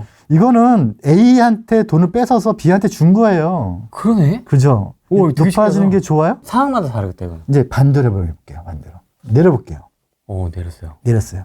어떻게 돼요? 추가 분담이 줄고 이 사람은 환급금이 줄어들었습니다. 그죠? 누구 돈 뺏어간 거죠? B거 빼서 위에다가. 네. 제가 여기 추진위원장이야. 이런 그림 아직 아무도 몰라. 이제 이거는 이제 내가 내 플랜을 짜나가는 과정인 거야, 이제. 어떻게 짤까요, 플랜을? 합리적으로. 합리적으로? 어떻게 합리적으로? 내가 조합장이 A야. 이건 합리적이지 않죠? 네. 진짜 합리적인 조합장이야. 어떻게 짤 것 같아요? 어떻게 줘? 누가 더 많으냐겠죠. 어떤 군이 더 표가 많으냐 쪽으로 간다는 거죠. 표. A도 B도 총회가 열리면 투표권은 한 표씩이에요. 근데 이 B군이 많아. 그러면 B군이 조합의 관리처분 내역서가 짜져요. A군이 많다면 A한테 유리하게. A한테 유리하게 짜져요. 추가 분담금이 줄어들게. 네. 그래서 이게 비례율은 사업성의 지표라기보다요. 어떻게 보면 이거는 정치적 도구라고 봐야 돼요. 똑같아. 그 조합원 안에서의 정치적 도구인 거예요. 부동산은 정치다. 뭐 부동산 정치일 수밖에 없죠. 야, 네. 어우 너무 신기한데요? 신기하죠. 그래서 생각보다 이 관리처분 내역서를 딱 훑어보면 말이 안 되는 관리처분 내역서가 많아요. 누구는 불리하고 누구는 유리하고. 그러면 내가 산 물건이 불리할 수도 있고 내가 산 물건이 유리할 수도 있죠. 그죠? 방법이 뭐예요? 그거를 미리 구조로 파악해서 그 전에 유리한 물건을 사면 되는 거죠. 내가 굳이 불리한 걸 사가지고 근데 그 전에 그렇게 앞단에서 A 쪽이 많은지 B 쪽이 많은지가 파악이 돼요? 그래서 아까 말씀드렸잖아요. 관리처분 때에 유물이 나올지도 모르는 그 단계도 불확실한 단계지만 전 단계는 더더더 불확실한 단계지만 그래도 유의미하다. 왜냐하면 그 구조로 파악할 수 있으니까. 이 조합원들이 어떻게 구성이 되어 있고 어떤 사람들이 많고 어떤 사람들이 적고 무허가가 많은지 유허가가 많은지 그 표 구성이 어떻게 되는지를 미리 다 파악할 수가 있는 거죠. 그러니까 제가 현장을 딱 분석할 때 사무장을 뽑아요. 사무장을 딱 뽑고 뭐라고 말씀드리냐면 이 현장 가서 동의서를 거두실 때 어떤 사람은 소금 뿌릴 수도 있고 어떤 사람은 찬물 뿌릴 수도 있다. 근데 우리 사무장님 저한테 뭐라고 말씀하시냐면 자기는 각오하고 이제 일할 생각을 했대요. 그럴 각오하고. 그게 다 또 좋아하시더라는 거예요. 왜 그런지 아세요? 제가 갈 때 좋아할 사람들한테만 먼저 가라고 얘기를 해요. 그 구조를 보면 반대하는 사람이 있고 찬성하는 사람이 있어요. 어떤 사람은 김씨여서 반대하고 어떤 사람은 이씨여서 찬성하고 그런 게 아니에요. 어떤 사람은 심성이 고와서 찬성하고 어떤 사람은 심성이 나빠서 반대하고 그게 아니야. 재산의 구조가 반대할 사람이고요. 재산의 구조가 찬성할 사람인 거예요. 그거를 지금 미리 판단할 수가 있다는 거죠. 쫙 다 펼쳐놓고 보면. 근데 그 자료가 있어요? 그럼 미리 만드는 거죠. 이거 제가 지금 2명 가지고 해봤잖아요. 네. 100명이든 1000명이든 똑같아요. 그럼 이걸 한 땀 한 땀 다 정보를 수집을 하는 거죠. 와. 그러니까 1000명이면 1000명을 다 이 엑셀식에 쫙 넣어놓고 어떻게 해야지 많은 사람들이 좋아할 만한가를 짜는 거예요. 그 구조를 가지고 완벽하게 짰다고 생각이 들면 그렇다고도 완벽하지 않아요. 가르쳐볼 때 가면 더 많은 게 변해요. 짜놓고 그 다음에 저번들한테 제시를 하는 거죠. 그러면 누구는 반대하고 누구는 찬성해. 근데 숫자상으로 찬성표가 많이 나오는 구조를 짜는 거죠. 이거는 어떤 게 답이다라고 할 수가 없어요. 현장마다 다 달라. 그래서 저는 투자를 할 때도 그렇고 제가 추진할 때도 그렇고 이걸 다 해봐요. 그래서 A군이 많은지 B군이 많은지 또는 어떤 사람들의 이해관계가 어떻게 흘러가 있는지 보는 거죠. 또 보여드릴게요. 아까 이 사람 1억 나왔죠. 이 사람 2억 나왔죠. 네. 둘이 야 우리 감정평가금이 왜 이렇게 낮아? 높였어. 둘 다 똑같이. 의미가 있을까요? 없을 것 같긴 한데. 없죠. 왜냐하면 이게 분모를 높이잖아요. 네. 분모를 높이니까 비율이 비율이 떨어지겠지. 떨어지죠. 그럼 높인 것에 디스카운트가 되겠죠. 네. 그러니까 이거는 동일한 비율로 높아지거나 동일한 비율로 낮아지는 건 의미가 없어요. 내 것만. 내 것만. 미분을 했으니까 이제 적분으로 가보자고요. 네. 적분으로. 아까 2명이었잖아요. 이제 4명이라고. 아까 제가 초반에 자양, 사동, 신통을 이렇게 해서 당신은 분담금이 얼마나 나올 것을 보정지수가 얼마나 이 얘기를 지금 제가 서울시의 클린업 사이트에 정보목당에 서울시 무슨 공식에서 만들었다. 그 공식을 제가 보여드리는 거예요. 네. 서울시가 제시한 표준은 아니에요. 물론 그 안에는 프로그램화 돼 있어요. 그 조합은 그 프로그램 안에 숫자를 다 넣으면 거기 안에서 자동적으로 다 계산이 돼서 공시하게 돼 있는데 그 프로그램화 되어 있는 거를 제가 이제 설명을 드리는 거예요. 네. 아까 비례를 설명하면서 2명으로 했는데 이제 이번에는 4명으로 가볼게요. 우선 구역계가 정해져야 돼요. 구역계가 정해지고 나서 그런 다음에 조합원 숫자가 픽스가 돼야겠죠. 그런 다음에 조합원께 몇 개, 일반 분야 몇 개인지도 잡혀야 돼요. 이런 게 잡혔다는 전제하에 이거는 요것만 또 이렇게 챕터가 있어서 또 수업을 해야 되겠지만 오늘 다루기는 좀 그렇고 네. 이 현장이 한 10,000제곱미터인데 34평 몇 개, 44평 몇 개, 24평 몇 개, 임대아파트 몇 개 지어질 게 이렇게 예상이 전문가들한테 하면 되겠지만 일반인들은 어렵잖아요. 근데 그럼 제일 좋은 방법은 뭐냐면 제가 예를 들어 용산의 청파로에 재개발 지역이 된대 어떤 뭐 빌라 업자들이 될지 안 될지 잘 모르겠어요. 근데 이렇게 면적 재보면 나오겠죠. 그러면 그거랑 비슷한 그 인근 지역에 다른 아파트를 보세요. 그러면 그 아파트의 세대수가 나오잖아요. 그럼 거의 비슷할 거라고. 그다음에 뭐 요즘에 뭐 서울시가 뭐 용적을 더 준대. 그러면 거기서 곱하기 몇 좀 더 하면 돼요. 그러면 일반 분양인 개수가 몇 개인지 조합원 분양 몇 개인지가 나온단 말이죠. 그다음에 일반 분양 거, 조합원 분양 거, 인근 지역 아파트 가격 이렇게 잡으면은 분양 수익이 나오겠죠. 네. 이렇게 한다는 전제를 깔고 네. 일반 분양 수익, 조합원 분양 수익을 대강 알 수가 있어요, 우리는요. 이제 제가 임의를 넣어본 거예요. 그러면 이제 종후자산 가격이 나오겠죠. 네. 비례율대로. 네. 그런 다음에 비용을 제가 어떻게 하냐면 그냥 예를 들어서 1000평이다. 그럼 용적률 200%다. 그럼 2000평 짓는 거잖아요. 그럼 2000평 기준으로 요즘은 한 평당 한 1400, 1500 정도 곱하면 그게 정비사업 비일 가능성이 높아요. 더 디테일하게 해야 되겠지만 이제 그거는 일반인들 못하니까 그러니까 보통 연면적 대비 평당 한 공사비가 많이 드는 데는 한 1600. 적게 드는 데는 한 1,400 정도 잡으면 이 비용을 뽑을 수가 있어요. 그러면 요 위에 있는 숫자는 얼추 나오겠죠. 종후자산, 비용. 근데 문제는 이제 감정평가금액을 모르는 거죠. 이때 서울시가 제시한 안은 어떻게 하라고 하고 있냐면 우선 공시지가를 다 뽑으라는 거예요. 공시지가를. 공시지가를 뽑으면 뭐가 나오냐면 공시지가 분해 이제 종후 마이너스 2가 이제 공시가 4억이죠. 네. 그러면 요 2라는 숫자가 나와요. 네. 요걸 잘 기억하셔야 돼요. 그럼 요 2라는 숫자를 여기 곱해주라는 거죠. 곱해주면 어떻게 되냐면 이렇게 되겠죠. 얘를 감정평가로 추정하자 이거예요.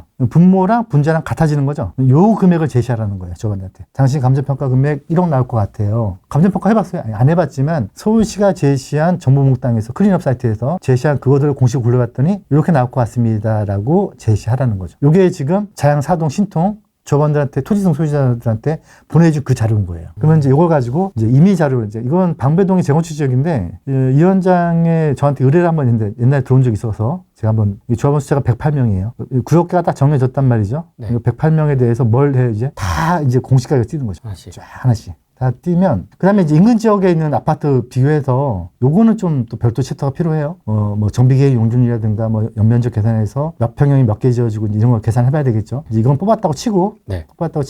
그러면 이제 분양가를 잡는 거예요. 이게 옛날에 한 거랑 분양가 낮게 잡혔어요. 분양가를 잡으면 그러면 조합원이 몇 개 가져갈지 일반 분양을 몇 개 가져갈지를 뽑아요. 근데 이거는 그냥 임의 배정하는 거예요. 실제 조합원이 몇 개 가져갈지 몰라. 근데 뭐 25평은 38세대 되는데 조합원 33개 뭐 이렇게 임의로 제가 한번 해보는 거예요. 그러면 뭐 조합원이 여기 60개면 여기 69개 일반 분양 이렇게 쭉 뽑는 거죠. 그러면 내가 분양가 잡았으니까 각 세대별 분양가 합계 나오겠죠. 조합원 분양가가 합계 나오겠죠. 나온 거 가지고 전체 나온 숫자가 비례율 공식의 분자의 왼쪽에 들어가겠죠. 그렇죠. 네, 들어가겠죠. 그런 다음에 이제 정비사업비는 이제 그때 당시 제가 1,150 정도 잡았었어요. 지금 한 1,400 정도 잡아야 돼요. 잡으면은 그게 이제 어디에 잡히냐면은 빼기에 잡히겠죠. 그 다음에 이제 공시지가 전체 합계를 쭉 낸 거가 이제 어디 잡히냐면은 그래서 분모분의 수익 마이너스 빼기 한 게 나올 거란 말이죠. 네. 그럼 요게 이제 숫자가 이렇게 나와요. 아까는 2 나왔잖아요. 네. 예, 요쪽 길게 나오겠죠. 요 나온 숫자를 요 공시 가격에 요 숫자를 다 곱해주는 거예요. 그러면 요 나온 숫자가 당신의 감정평가 금액일 가능성이 있다라고 추진위원회에서 본 사업이 들어가기 전에 제시할 수 있는 거죠. 요걸 제시를 하면 그러면 조합 분야가 아까 잡았잖아요. 그럼 이게 환급금이나 청산금이 나오게 되는 거죠. 제가 맨날 하는 일이 이 일이에요. 이 숫자 뽑아가지고 하루 종일 들춰보고 이 동네 개발 되겠네 안 되겠네를 따지는 거예요. 이 숫자가 쭉 봤는데 예를 들어서 이 8번 저번 걸 딱 봤더니 이 사람은 청산금 8억 5천 돌려받네. 이 사람 감정평가 금액이 23억 나오네. 네이버 딱 갔더니 이 사람 물건이 20억에 나와 있어. 실제로 그래요. 이 사람도 이렇게 안 돌려봤으니까. 그거 모르죠, 이거는. 네. 그러면 제가 어떻게 생각하냐면 이 사람 가서 동의하라면 동의하겠네. 저희가 현장에 딱 가가지고요. 저 재개발 좀 추진하려고 왔습니다라고 얘기를 하면 재개발 무조건 반대. 왜요? 들어보지도 않고요. 그냥 자기 재개발 싫대. 근데 네이버에 올라가 있어. 그 물건 20억이. 근데 저희가 제시한 이 숫자대로 공식을 계산해보면 23억이야. 그러면 저희는 물러나요, 우선은. 그런 다음에 나중에 주민 설명할 때 이거 쫙 보여드려요. 다 돈 찍고 가요. 이해됐죠? 제가 하는 일이 이런 일이에요. 그래서 저는 현장에 사무장님 한 명씩 꼭 놓는데 사무장님이 소금 한 번 안 맞아봤고 물벼락 한 번 안 맞아봤어요. 왜냐면 우리는 이 숫자를 다 뽑아놓으니까. 물론 그럼에도 반대하시는 분도 있기는 해요. 있긴 한데 그거는 이제 뭐 진짜 표준 편차 범위 내에서 1% 10% 미만이고 뭐 머릿속까지 들어가 본 건 아니니까. 그건 아니니까. 예. 근데 제가 벌써 재개발에 동의서를 걷고 이런 분석을 하고 투자를 하고 하는 게 지금 벌써 30년째 됐잖아요. 네. 예전에는 저 사람 왜 저러지? 왜 저 사람은 왜 저렇게 말도 안 되게 엉뚱한 주장을 하지? 그랬는데 제가 이게 어지껏 내린 결론이 뭐냐면 그 사람들도 다 나름대로 생각이 있고 결국은 다 돈 얘기예요. 맞습니다. 네, 돈 안에 그 안에 자기가 불만족스러운 게 있으니까 그게 다른 방법을 표출된 것일 뿐이지 결국은 돈 얘기인데 좋게 얘기하면 다 돈 쪽으로 더 드립니다. 그럼 반대로 얘기하면 이 숫자가 안 나오는 지역이 있어요. 제가 뽑아봤더니 이 숫자가 안 나와. 안 나온다는 게 원하는 숫자가 안 나온다는 네, 거예요? 이분이 부동산에 내놓은 금액이 10억인데 제가 이렇게 제시했더니 7억이야. 그럴 수 있잖아요. 계산을 쭉 해봤더니 조합 측에서 제시해주신 돈이 7억이야. 그럼 저는 안 가요. 그 지역은. 아예 시작도 안 해. 동의서 걷는 작업을 안 해. 해봤자 안 나와요. 동의서가. 근데 그런 지역이 잘 팔려요. 잘 팔리긴 하는데 그거는 뭐 우리끼리 하는 얘기로 너도 몰라 나도 몰라 시장에서 팔리는 거지만 어느 순간 가가지고는 진짜 재개발이 되려면은 진짜 조합원들 한 명 한 명이 다 그 숫자에 만족을 해야지만 동의서에 도장을 찍거든요. 그 숫자가 나오려면 방법이 두 가지밖에 없어요. 지금 나오던가 아니면 아파트 가격이 급등을 하든가. 아파트 가격이 급등을 하면 안 나오는 지역도 나와요. 또 하나가 있네. 용적률은 많이 주든가. 하여튼 제가 여지껏 해보니까 저는 이제 이런 계산을 이제 예를 들어서 이게 지금 제가 하는 현장이잖아요. 지금 하고 있는 거예요? 하고 있는. 이건 제가 워낙에 많이 이거 말고 지금 용산에 지금 제가 지금 3군데 하고 있어요. 근데 아직 거긴 비공개. 네. 이제 곧 공개할 거예요. 잘 되고 계신다는 얘기네요. 그렇죠. 네. 되게 표정이 밝아. 여기하고 비교가 안 돼. 여기하고 비교가 안 돼. 어. 거기에 이제 주민들 만나서 이제 이렇게도 만나보고 이렇게도 만나보는데 어떤 한 분이 아주 과감하게 본인은 재개발 절대 반대합니다. 근데 뭐 지나간 얘기로 근데 평당 한 1억 2천이면 반대할 이유가 없죠. 이러시는 거예요. 한 2시간 동안 반대 얘기만 계속 했어. 공개석상에서. 공개석상에서. 근데 나오시면서 1억 2천이면 난 평당 1억 2천이면 반대 안 해요. 근데 저희가 계산해 본 거는 1억 3, 4천이야. 우리는 반대 안 한다고 보는 거죠. 하다 뭐 그런 현장이 있어요. 근데 이제 이런 데 같은 경우가 지금 저희 현장인데 이 현장을 저희가 다 뽑아 본 거예요. 이 현장은 다 뽑아본 걸 넘어서 뽑아본 다음에 설명회 때 다 제가 설명을 했어요. 주민들한테. 다다음 주에 설명회를 한 번 더 하는데, 그때는 이제 여기 구역만 설명회를 했고요. 이번에는 이제 합동 설명회를 하거든요. 설명회를 하는데, 이렇게 짓는데, 두 개 구역이고 이렇게 짓는데. 여기 내동처럼 보이지? 내동이에요. 구역이 두 개예요. 이게 하나, 여기 한 구역, 여기 두 구역. 여기가 조합원 숫자가 한 50명, 60명, 여기가 한 40명, 50명 정도 되는데, 두 개 합해서 500세대니까 조합원 숫자 한 100명이 좀 안 되는데, 건립가구 수는 500가구니까 괜찮죠. 사업성은 아주 좋아요. 사업성이 아주 좋은 동네인데, 이 현장을 그냥 그림만 이렇게 그렸느냐, 그게 아니고 실제로 다 계산한 거잖아요. 계산한 거를 보여드리려는 건데, 이제 1구역 같은 경우는 이제 이렇게 면적이 나오고, 저희가 구청에 제출한 자료예요. 제출하고, 그걸 토대로 해서 주민 설명했던 자료고요. 이제 이거를 1구역, 2구역 합동 설명회를 이제 다다음 주에 해요. 그래서 이제 종전 예산 가격이 얼마나 나왔다.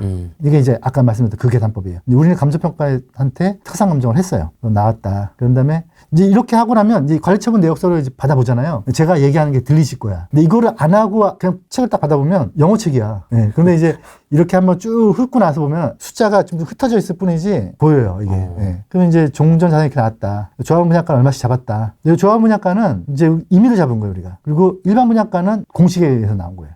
일반 분양가가 싸죠. 왜 싸냐면 분양가 상한제 적용 중이기 때문에. 그다음에 이제 임대 아파트는 이제 어떻게 했다. 그렇게 해가지고 분양 수익이 얼마 나왔다. 한 2,500억 정도. 그래서 비용이 이제 그냥 분모의 오른쪽, 왼쪽, 아래를 지금 다 보고 있는 거예요. 네. 쭉 그래서 해봤더니 비례율이 112% 나왔다. 그러니까 이제 여기까지는 공개석상에서 나가는 자료고, 이제 개별적으로는 이제 여기다 한 장이 더 나가죠. 다 다른 거지 이제. 네, 다 다른 거죠. 사람마다. 네, 이제 한 명당 당신은 얼마가 나왔으니까 비례율 몇 프로니까 몇 평 받을 때 얼마, 몇 평 받을 때 얼마가 나가는 거죠. 이게 재개발의 어떻게 보면 가장 핵심이라고 하는 비례율을 포함한 관리처분의 내용이에요. 근데 생각보다 그래도 많이 듣고 계시네요. 300분이나 보고 계시는데요.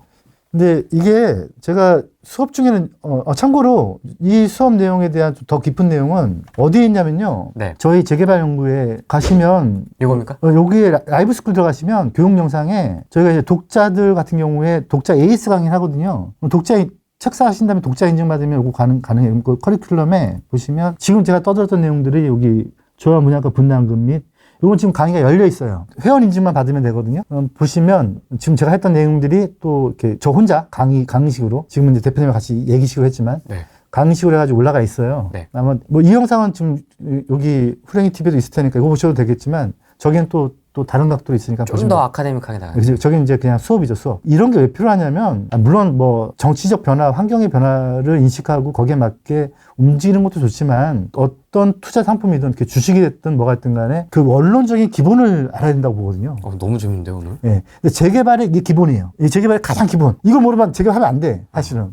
근데 이거 모르고도 하죠, 사람들이. 예. 근데 이건 가장 기본. 요게 기본이 돼야 고다음부터 한 단계 나갈 수가 있어요. 이거 몰라도 사면 돈 번다는데요? 벌어요. 예, 버는데 이제 항상성 있게 못 볼 거고, 분명히 제가 보기에는 이런 숫자가 안 나옴에도 불구하고 움직이는 현장들이 많을 거예요. 숫자 구성이 안 맞아. 그럼 이제 우리 디벨로퍼 입장에서 보면 저나 이제 다른 정비업체 뭐 형님들이나 또는 뭐 제 후배들을 만나면 저기가 왜 움직여? 이런 현장들 많아요. 저기가 다 나와, 저기 동의서가 나온다고? 안 나와요, 저희가 보기에는. 그런 현장들은 용역이 들어와도 이제 진짜 되는 현장들은 용역비 없이도 우리가 하거든요, 초반에. 그런데 그런 현장들은 돈 주세요. 돈 받으면 또 우리는 또 안 움직일 이유가 없지. 근데 저는 그 돈이 제 만족스럽지 않으니까 안 움직이는 거고, 몇몇 정비업체들은 그 돈 받고 움직이는 데가 있어요. 제가 보기에는 말도 안 되는 지역들은 정비업체가 들어가는 경우도 있긴 한데 비용만 빼먹어. 그 비용만 그냥 받는 거죠, 그냥. 근데 또 그 사람들은 또 빌라 팔려고. 뭐 이제 그런 공생관계가 있을 수 있는데, 근데 이제 그런 건 뭐 차차 투자자가 되어서 그 안에 있는 시장 참여자들의 이해관계를 보는 건 두 번째 문제고, 네. 그런 걸 보려면 돈들이 어떻게 움직이는지에 대한 그 와꾸가 짜져야 되는 거잖아요. 그것을 알기 위한 가장 기본이에요. 오늘 제가 말씀드린 게. 그럼 투자할 때도 그렇게 다 계산을 해보고 그럼요. 물건을 찾으세요? 네. 와. 그러니까 어느 지역 내가 투자한다. 그러면 저기 싸네. 이게 아니고 그 지역에 있는 전체 조합원 숫자를 뽑아보는 거죠. 이거 똑같이 하는 거예요. 근데 이제 일반인들이 하면은 뭐 일주일 걸리고 한 달 걸리는데, 근데 저는 이제 보통 러프하게 하는 거는 한 5시간이면 되거든요. 5시간 동안 하는 거죠. 사자 이렇게 되는 거죠. 근데 그게 아니면 살면 안 돼요. 아니, 하다못해 옷 한 벌을 사려고 예전에 뭐 이태원이나 저 신촌에서 옷가게 많을 때 뭐 가게 문을 몇십 군데를 왔다 갔다 하면서 막 옷 한 벌을 사시는데 백화점 가서 1층부터 5층까지 왔다 갔다 옷 한 벌 사시는데 근데 부동산 몇 억짜리 사는데 판매자 인상보고사 이건 제가 보기엔 말이 안 되는 거죠. 말빨보고사. 말빨보고사 이러면 안 되고 저는 어떻게 보냐면 숫자화 돼야 된다라고 보고 숫자화를 정확하게 인식할 수 있는 사람이 설명해 줘야 되고 그걸 내가 받아듣고 이해가 돼야 돼요. 그게 아니면 재개발은 공식이 있어요. 이게 뭐 갑자기 난데없이 물론 이런 건 있죠. 안 되는 지역이 정치적인 세력에 의해서 되게 만드는 경우도 있을 수 있어요. 근데 그거는 우리한테는 호재죠. 안 되는 지역이 되게 만들어줬으니까 되게 만들어주려고 굳이 안 되는 용적률을 막 올려준 적도 있어. 그러니까 가락시장 같은 경우 헬리오가 박원순 서울시장 때 됐다고 제가 말씀드렸잖아요. 네. 거기가 그때 당시 서프라임 때 안 되는 중이었는데 용적률을 2종에서 3종을 올려주면서 확 지어지니까 사업성이 커진 거거든요. 근데 그때 2종에서 3종으로 딱 올리는 도시계획위원회가 통과되자마자 저희 회사에서는 바로 숫자 계산 들어갔어요. 그거 다 분석 한번 해본 거죠. 그래서 분석을 해봤더니 조합원 한 명당 한 1억씩 증가됐더라고. 환급금이 증가된 거죠. 그럼 1억이 더 높아지는 거잖아요. 값어치가. 그런 계산을 하기 위한 게 지금 제가 오늘 설명드린 이런 내용이 머릿속에 기저에 깔려 있어야 되는 거죠. 근데 실제로 이렇게 분석하다 보면은 안전마진 10억인 현장이 생각보다 많아요. 그러니까 딱 분석을 해보면 와 이게 왜 지금 이 가격이야? 이거 제가 돌려봤더니 20억짜리인데 지금 나와 있는 매물이 7억에 나와 있어. 진짜 나와 있는 매물이에요 지금 현재. 그럼 이거 뭐지? 그럼 사야 되는 거죠, 그거는. 근데 저는 사지 않고, 저는 이제 조합원들한테 설명을 해요. 당신짜리 집이 7억이라고 지금 하고 있는데, 이거는 우리가 돌려봤더니 20억짜리입니다. 동의하시겠습니까? 그럼 동의해요. 근데 일반인들이라면 그런 거 사야죠. 근데 재개발은 이런 것 같아요. 재개발은 아파트를 분석할 때는, 뭐 초품하냐, 초등학교 옆에 있느냐, 네. 또는 지하철이 어떠냐, 뭐 이런 호재가 중요하죠. 그런 게 지금 이용가치적인 측면이잖아요. 재개발은 그런 것까지 반영한 분양가를 포함해서 결국은 계산을 해야 되거든요. 근데 그 계산은 지금 제가 잠깐 설명해 드렸지만 산수는 아니에요, 사실은. 하지만 미분적분은 아니지만 그래도 좀 계산이 좀 복잡하게 이루어지잖아요. 그래서 개포 주공이 좋다, 나쁘다, 이제 이런 것들은 좋죠. 당연히 좋을 거예요. 아마 좋은데 만약에 이거 재개발적인 관점에서 그러니까 이게 감정평가가 얼마나 나올 것 같고 비례 몇 프로 나올 것 같고 이건 뽑아봐야 돼요. 그걸 하지 않고서는 제가 답변할 수가 없어요. 근데 그건 어떻게 보세요? 그 아까 임대주택 비율이나 뭐 이런 것들도 잠깐 들어가 있긴 했는데 네. 이걸 이제 좀 조정하려는 움직임들이 좀 보이고 있어서 지금 약간 그 정치적 어떤으로 말하는 것과 법률의 움직임이 약간 다르거든요. 법률의 움직임은 그러니까 예를 들면 저희 현장 같은 경우가 임대아파트가 지금 한 60개가 있어요. 근데 60개가 있는데 한번 지난번에 설명드렸는데 예를 들어서 이게 용적률이고 이게 용적률이 높아져요. 이 높아지는 것에 반을 임대아파트 줘야 되는데 이게 용적률이 법적 상한이 있고 그다음에 조례 상한이 있어요. 조례 상한에서 높아지면 이만큼 높아지는데 법적 상한에서 높아지면 이만큼밖에 안 높아져요. 근데 이거를 기준점이 다 바뀌었어요. 법적 상한으로. 그래서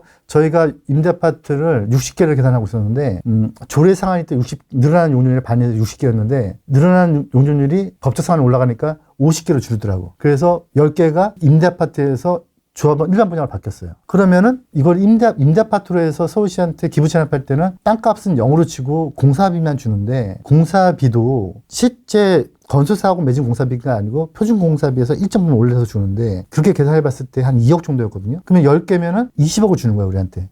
그런데 얘가 분양을 하면 15억이에요. 그러면 10억씩만 잡아도 10개면 100억이 들어온단 말이죠. 근데 그걸 높여주는 바람에 저희가 일반 분양가가 10개가 증가가 됐고 100억이 조합원 분양식으로 들어왔어요. 그럼 이제 50개는 아직까지도 줘야 돼. 그러면 이제 50개 줄 때에 서울시가 우리한테 주는 공사비를 얼마에 줄 거냐가 또 이게 현실화됐어요. 그래서 옛날에는 한 2억대였다면 지금 한 6억대로 올라왔어요. 그러니까 지금 계속해서 법률이 개정되는 걸 보면 재개발이 안 되는 지역은 모르겠지만 되는 지역은 계속해서 완화되고 있어요. 뭐 이재명 씨가 뭐라고 떠드는 건 그건 제가 잘 모르겠고 저는 이제 현장에서 실제 업무를 보는 입장에서 법률이 개정되는 걸 보면은 계속해서 되는 지역들은 계속 완화로 가고 있고요. 또 하나 완화된 게 또 있죠. 뭐가 있냐면 지난달 28일부터 소규모 재개발도 80%에서 75% 떨어졌어요. 동일이. 예. 그래서 저희 같은 경우에 5%면 100명이 5%면 5명이잖아요. 네. 이 5명이 반대하는 게 이제 반대도 되는 거죠, 우리는. 그래서 지금 물론 막 정책적으로 막 뭐라고 얘기하는 건 잘 모르겠지만 근데 우리 재개발 쪽의 법령들을 보면은 다 완화 쪽으로 가고 있어요. 오. 네. 저희는 뭐 나쁘진 않아요. 그러면 그 사업성의 관점에서 그것도 한번 여쭤볼게요. 좋아진 거죠. 한강뷰 임대주택 우선 배정하는 거 있지 않습니까? 사업성에 그것도 영향을 주는 거 아니에요? 주죠. 그거는 그렇게 갈 가능성이 높아요. 그러니까 지금 현재 재개발 지역의 재건축은 용적률이 높여줬을 때의 임대아파트인데 이것도 실제로 계산해보면 그 안에 되게 복잡한 계산식이 있거든요. 뭐 예를 들면 뭐냐면 임대아파트를 짓는 것보다 안 짓는 게 오히려 더 불리한 경우가 의외로 많아요.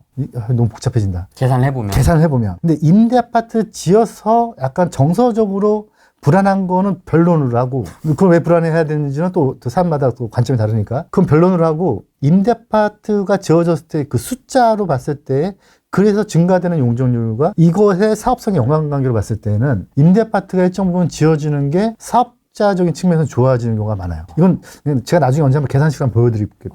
그러니까 이건 엑셀로도 보여드릴 수가 있어요. 그런데 문제는 뭐냐면 그 임대아파트가 들어왔었을 때에 좀 어떻게 소셜 믹스를 어떻게 할 거냐. 그래서 저번에 제가 심 교수님하고 영상 찍으면서 그 말씀 드렸잖아요. 이게 소셜 믹스가 아니고 소셜 파이팅이 된다. 네. 네. 그런데 보통 재개발은 재건축은 증가되는 용적률에 뭐 이런 식이지만 재개발은 무조건 임대가 의무적으로 있거든요. 의무적으로 있고 거기다가 또 늘어나는 게 또 있어요. 의무적으로 무조건 깔고 간단 말이에요. 근데 이 의무적인 임대아파트의 배치를 놓고 봤을 때 지금 현재 97년부터 지금까지 입주된 모든 아파트들 중에서 재개발로 지어진 아파트들의 임대아파트를 보면요.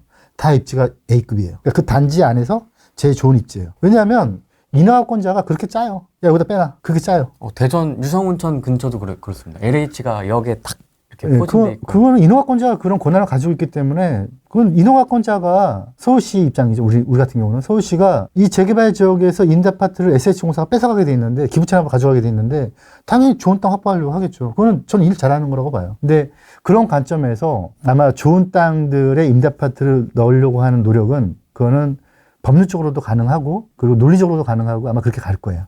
근데 그 세대수를 어떻게 할 거냐는 강제적으로 그렇게 높일 수 있느냐 이제 이런 것들은 인센티브를 줘가면서 높일 수는 있지만 그냥 막연하게 높이기는 쉽지 않겠죠. 쉬운 얘기를 쉽게 하는 건 쉬워요. 네, 그리고 쉬운 얘기를 어렵게 하는 것도 쉬운데 어려운 얘기를 쉽게 하는 건 진짜 어렵더라고요.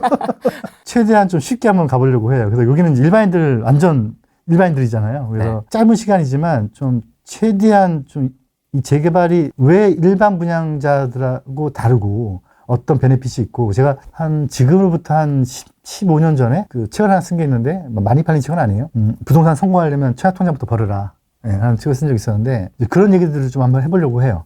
최하통장이 왜 값어치가 없어졌고 그걸 대체할 수 있는 게 왜 재개발 재건축밖에 안 되는 건지 그리고 재개발 재건축이 누군가는 부정적으로 보는 시각도 있는데 왜 부정적으로 보든 긍정적으로 보든 대안 자체가 없어서 이걸 선택할 수밖에 없는지에 대해서 좀 일반인 관점에서 자 그냥 집에서 살림만 하셨던 사모님들이라도 이해할 수 있을 만큼의 어떤 그런 난이도로 좀 한번 내려보려고 생각을 하고 있습니다. 지금 자료를 만들고 있는 중인데 여기 핵심 내용 이거 다 들어가야 됩니다. 그렇죠. 예, 예. 네. 부담이 좀 되실 수도 있습니다. 아, 그렇죠.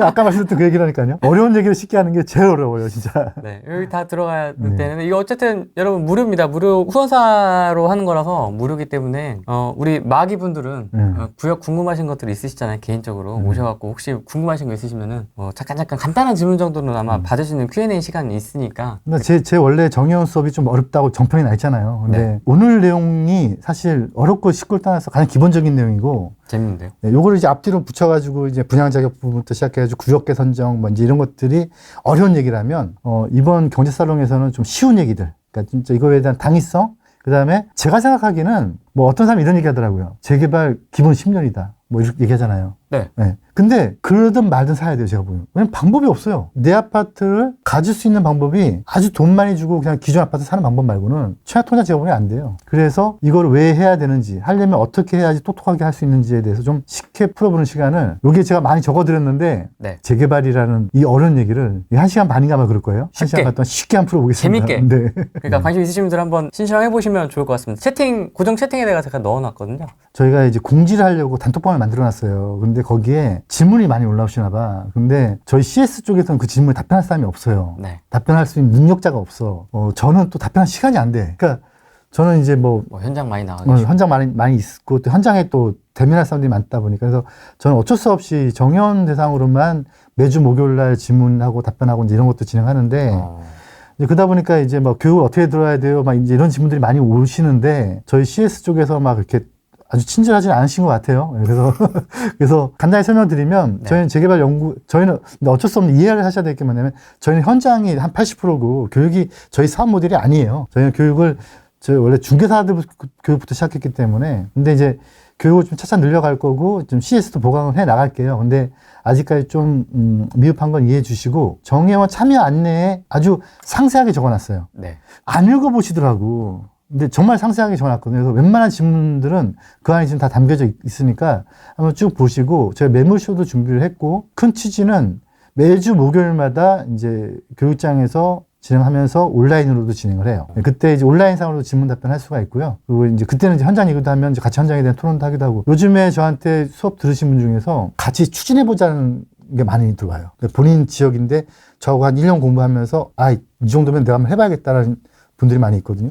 그런 분들도 오시면 아마 도움이 되실 거예요. 그래서 연간으로 진행을 하고 있고요. 중개사도 들어오셔도 되고 일반인도 들어오셔도 되고요. 그리고 수업 내용은 지금 보여드리는 이런 내용들인데 많다. 양이 좀 많아요. 근데 적어도 중개사들이라면 이런 내용을 저는 알아야 된다고 봐요. 투자자는 알아야 됩니다. 투자자는 중개사가 얘기하는 거를 알아들으면 돼요. 근데 알아듣지도 못하면 이건 말이 안 되고. 네. 제가 가끔 드리는 비유인데 어떤 사람이 아주 진짜 믿을 만한 진짜 이건 이 사람은 진짜 너무 착해. 너무 신뢰가 가는 사람이 있고 어떤 사람은 진짜 인상이 막 더럽게 생겼어. 근데 막 만나면 맨날 막 숫자 보여주면서 막 이런 실력은 있는 것 같아. 근데 좀 재수 없어. 중개사가 아주 신뢰가 있는 사람, 아주 실력 있는데 재수 없는 사람 누구 선택해야 돼요? 실력 있는 사람. 실력 있는 사람 선택해야 된다. 전 봐요. 신뢰 쪽에 사고가 터지는 거예요. 신뢰는 실력이 기반된 다음에 신뢰가 있는 거지. 그냥 전 믿고 하세요는 이거는 적어도 중개사는 재개발이 뭔지에 대한 비료리 뭔지 관리처분이 뭔지에 대한 그게 있어야 되고 일반인들은 중개사 정도까지는 아니더라도 중개사가 하는 말을 알아들을 정도는 돼야 된다고 봐요. 그래서 제가 원래 이 수업을 중개사 맞게 수업을 했어요. 그래서 지금 저희 재개발 전문 중개 역량 강화 프로세스라고 원래 중개사들 위주로 계속 수업을 하다가 여기 후랭이 TV 오면서 이제 일반인들이 많이 오시는데 저는 사실 일반인들이나 중개사나 공부할 건 같은 내용이라고 보는데 근데 차이점이 있다면 중개사는 더 깊이 해야 되고 깊이 하는 내용을 이제 일반인들은 이제 알아들을 정도가 돼야 되고 뭐 관리 처분이 뭐냐면 남 믿고 사세요 이게 아니고 이게 이 숫자가 왜 나왔는지 이 숫자가 맞다는 건 아닙니다. 하지만 이러해서 이 숫자 나왔고 이 물건은 이러해서 이 숫자 나왔습니다. 상황이 바뀐다면 똑같이 좋아지거나 똑같이 나빠질 겁니다. 그런데 똑같이 좋아지거나 똑같이 나빠질 때 이 물건이 좋습니다라는 거를 숫자로 보여줘야죠. 그것도 알아들어야 되고 그게 제 수업의 목표예요. 네. 공포 분위기를 만들어서 지금 뭐 시장의 매물도 좀 늘어났다고 일반 아파트 기준으로 네. 나오고 있다고는 하는데 뭐 재개발 시장에는 좀 제가 이제 사석에서 한번 드린 적이 있었는데 이런 말씀을 저는 제일 중요한 게 나는 누구냐부터 시작해야 된다 보거든요. 내가 팔 사람이냐, 내가 살 사람이냐 이거에 대한 정의가 없이 그냥 정책에 대해서 나쁜 놈 하는 거는 저는 이거는 아니라고 봐요. 이거는 그냥 하소연이야 내가 보기에는. 근데 제가 만약에 지금 팔 상황이라면 현 정책의 정권의 방향은 나쁜 방향이 맞고요. 내가 살 사람이라면 그러면 전 지금 상황이 좋다고 보거든요. 아주 좋은 환경을 만들어주고 있는 거예요. 정말로 필요한 사람이 이런 물건을 사야 되는 진짜 그런 타이밍이 왔었을 때 정말로 좋은 물건을 싸게 살 수 있는 타이밍이 내가 조건만 맞다면 그래서 저는 이제 좀 왕하고 비교할 건 아니지만 연산군 때 태어나든 광해군 때 태어나든 또는 뭐 세종대왕 때 태어나든 성종 때 태어나든 그거는 그냥 받아들여야 되는 부분인 것이지 그렇다고 어떤 정치적으로 잘못하는 것에 대해서 지적질 안 하자는 얘기는 아니고 그다음부터는 저는 대응의 영역이라고 봐요. 대응의 영역. 그래서 저는 정치에 대해서 얘기를 잘 안 하려고 하는 게 해도 의미가 없고 첫 번째. 두 번째는 내가 대응해서 그 안에서 돈 벌 거 찾아나가면 되지. 굳이 뭐 내가 뭐 그거를 또 굳이 또 욕한 다음에 또 찍혀가지고 또 조사받고 뭐 이러면 지금 그러고 있는 분들 몇 분 계시잖아요. 네. 저는 그럴 필요는 없을 거라고 보고.